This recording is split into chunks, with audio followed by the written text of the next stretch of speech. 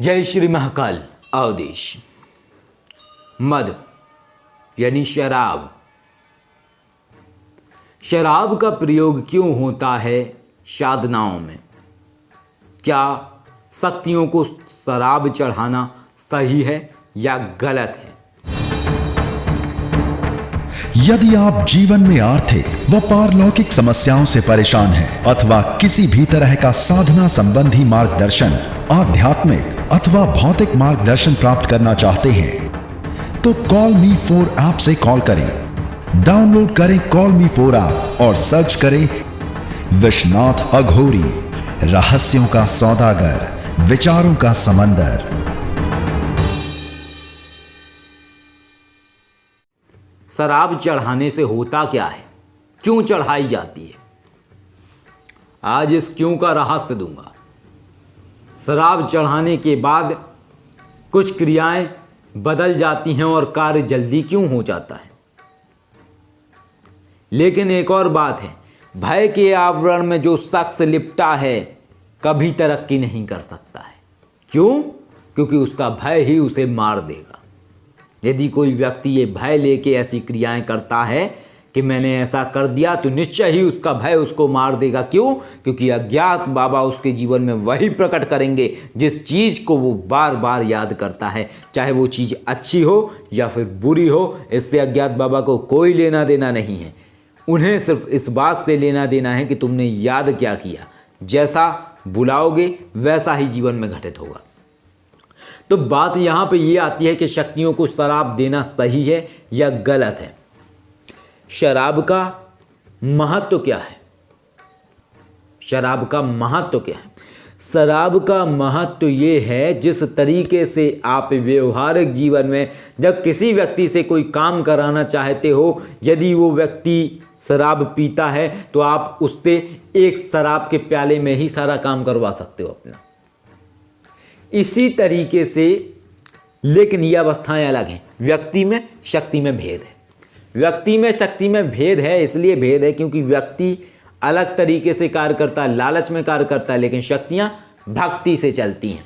जब आप किसी शक्ति की उपासना करते हैं, शराब का भोग चढ़ाते हैं या आप शराब की आहुतियां करते हैं, इसके बाद ये होता है कि शक्ति आनंदित अवस्था में आ जाती है। और आनंदित अवस्था में आने के बाद आती है और वो शक्ति अपने साधक की पुकार सुनती है और कहती है, बता बेटा क्या चाहिए। ये आदेश में कहती हैं। जो साधक सुनने वाले होते हैं वो सुन लेते हैं, जो नहीं सुनने वाले होते हैं तभी भी शक्ति पास आके उनकी मुराद सुन लेती है जिसके लिए उन्होंने किया होता है। तो शक्तियाँ प्रसन्न होकर कार्य करती हैं। जब शराब की आहुति जाती है तो शक्तियाँ आनंदित अवस्था में आ जाती हैं, आनंद की अवस्था में आ जाती हैं। और जब वो आनंद की अवस्था में आती हैं, इसके बाद वो आनंद की अवस्था में ही चलती हैं और आपके कार्य को करती ही करती हैं। ये रहस्य है शराब को चढ़ाने का। इसलिए शराब चढ़ाई जाती है। शराब को चढ़ाने के बाद कार्य जल्दी हो जाते हैं, शक्तियाँ जल्दी कार्य करती हैं, उस व्यक्ति की ही बात सुनती हैं।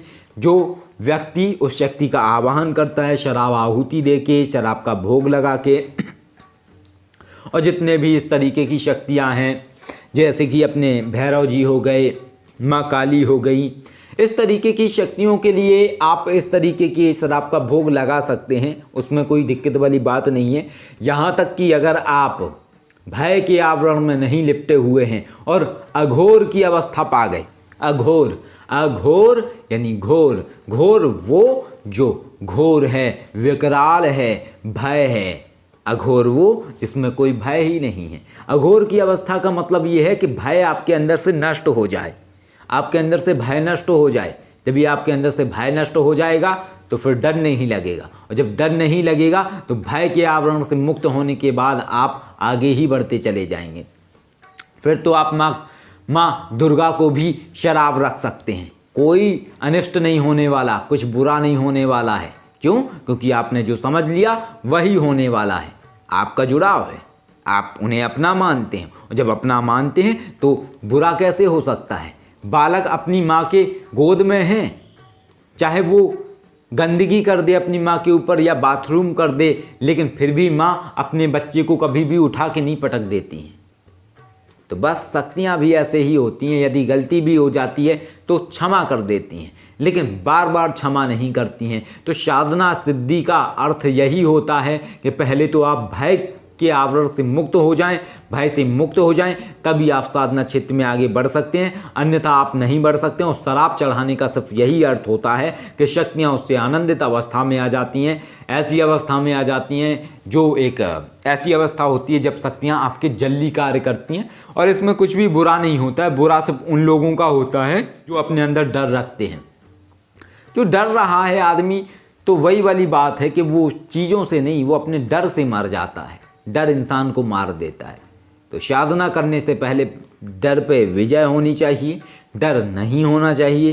किसी क्रिया को करने के बाद भय नहीं होना चाहिए। कर दिया, भूल जाओ, हो गया।